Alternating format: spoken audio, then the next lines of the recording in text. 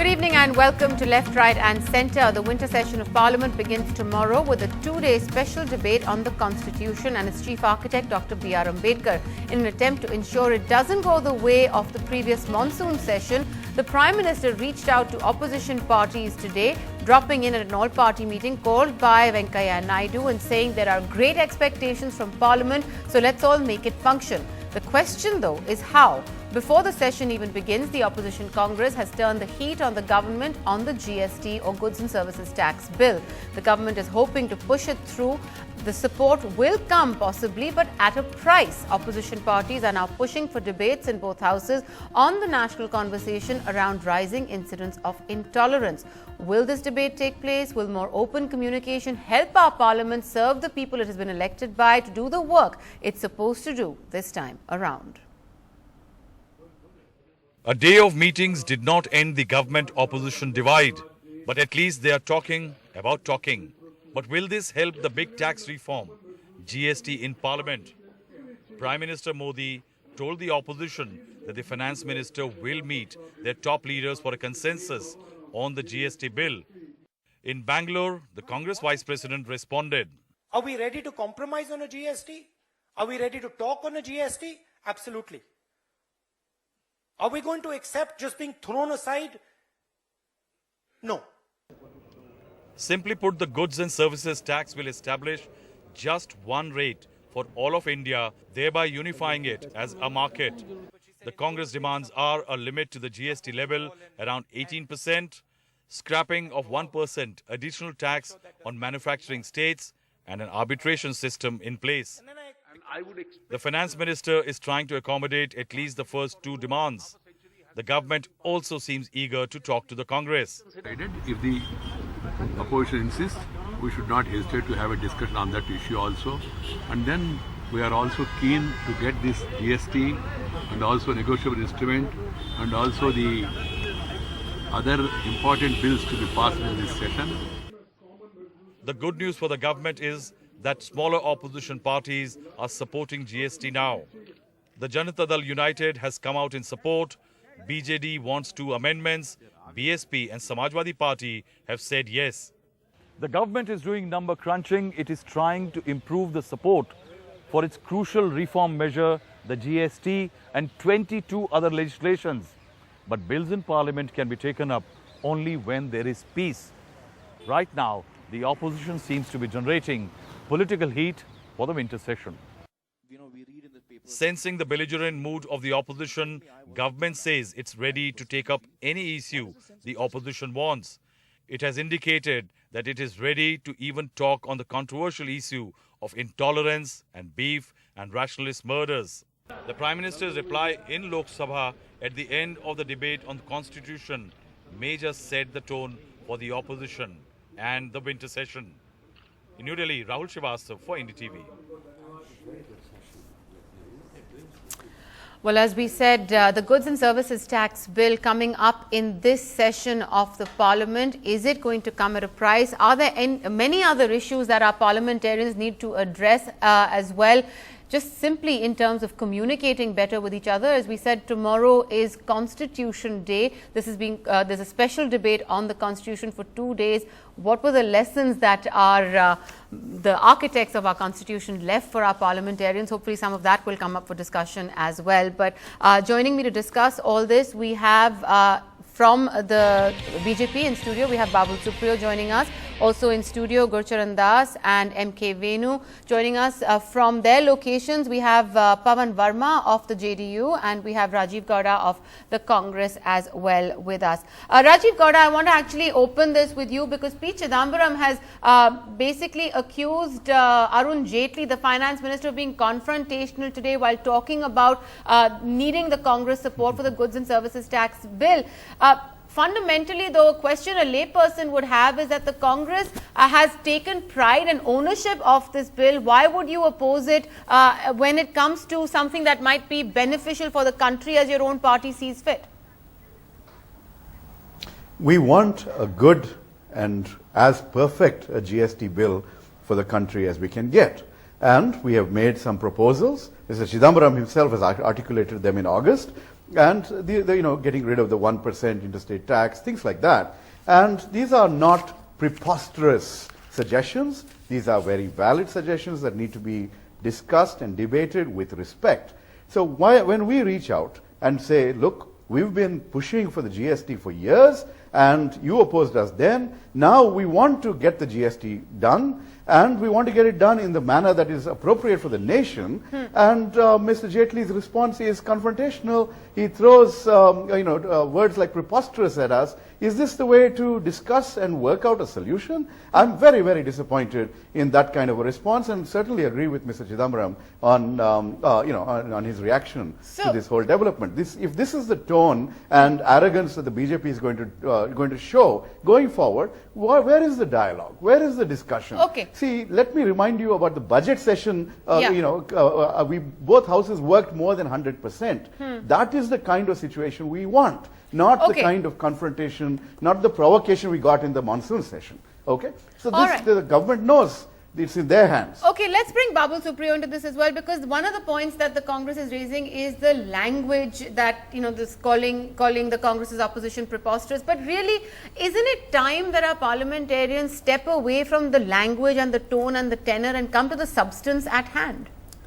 I would say so. And I would take one word out of what actually you're just terming us as parliamentarians, and why is it the onus or the responsibility of the BJP to ensure always that or the ruling party to ensure that the parliament works? I think all over the social media, which is obviously a mirror of what people are thinking, we get abused for wasting public money. So isn't it not about self-respect? Isn't it not about discussing the things that are going to, if Congress has their own observations about GST, they have made their objections very clear.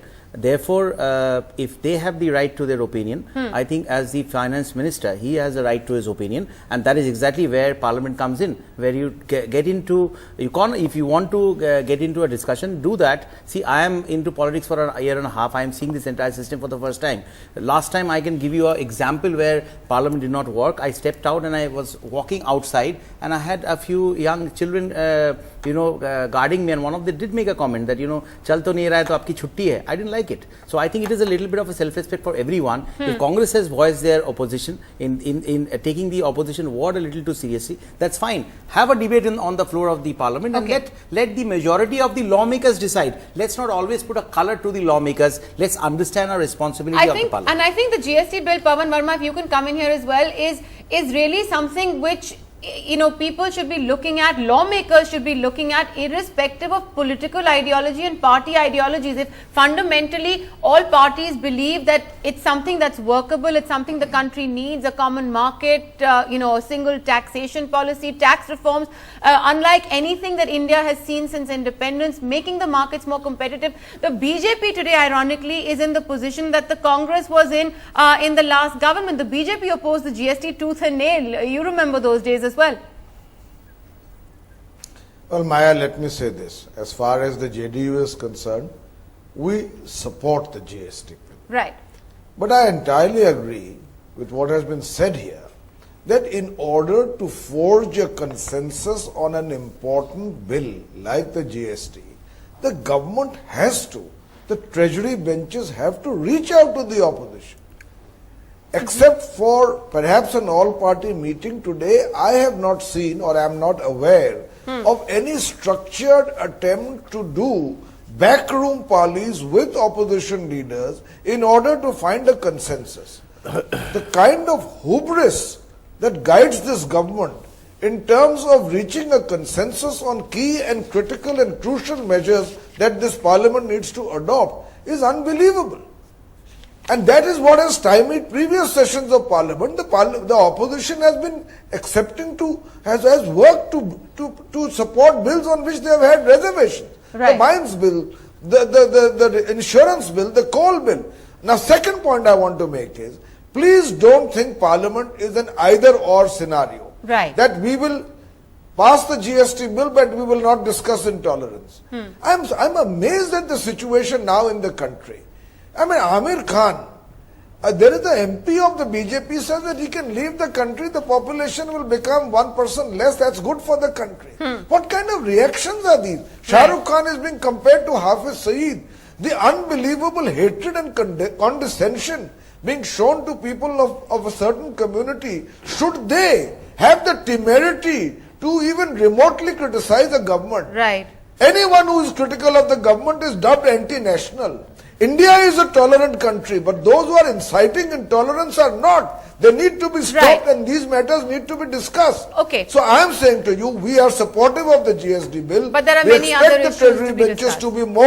to be more flexible, more accessible, more reaching out to the opposition, which they have not shown in the past. And certainly we wish to discuss issues like this new intolerance, this new evangelism, this new illiterate brittleness that is consuming this country. Okay, all right. Before I bring in our commentators, Babul Supriya, I want you to just respond to what Pawan Verma is saying as well, because there seems to be clearly two views on whether there is intolerance or not, and one that believes that there has been a lot of intolerance. Taking the examples that Pawan Verma is saying, the bottom line of it seems to be that this government is extremely sensitive to any critique. Forget criticism, just sensitive to critique. Well, why I really don't think why the government should be brought in here, because I think that if people are voicing their opinions, if Amir Khan can say what he said, I'm not going into the larger debate. If Amir Khan is saying what he said in front of the most prominent BJP ministers and BJP MPs right there present, and if nothing happened there, I think that in itself is the biggest example of why this is not an intolerant country. So let's not, yesterday there were great things happening, bigger things, more important things happening in the country, in the world. Russian plane was brought down. These are real serious issues. There was gunfight going on in Kashmir, and what happened for the entire day in all the channels, it's only about what Amir Khan said and what the reactions were. So if anyone, even from the ruling party, which Rajnath Singh ji very clearly said, that you should not even, when you're saying something, do not leave an area that can be misinterpreted. If I'm saying something, I leave you an area which you can misinterpret, it's my problem, it's my fault. So therefore, if someone is reacting in a wrong manner to what Amir Khan said, the way he is wrong, it does not make Amir Khan correct or anyone else correct. Okay, all right, Gulshan, come in on this. Yeah, I mean, I think let's get back to the GST and reforms, and this is not a discussion on Amir Khan. Right. Couple of points. One is that I think in this case, the Congress does have some good points. And I think the BJP has finally realized it. And the fact of the matter is that Mr. Chidambaram was right, that we should cap the GST number in the law, and what has been recommended as 18% makes eminent sense. The second thing is this interstate 1% is ridiculous. It defies the logic of GST. And I think BJP also is beginning to understand that this is a stupid idea.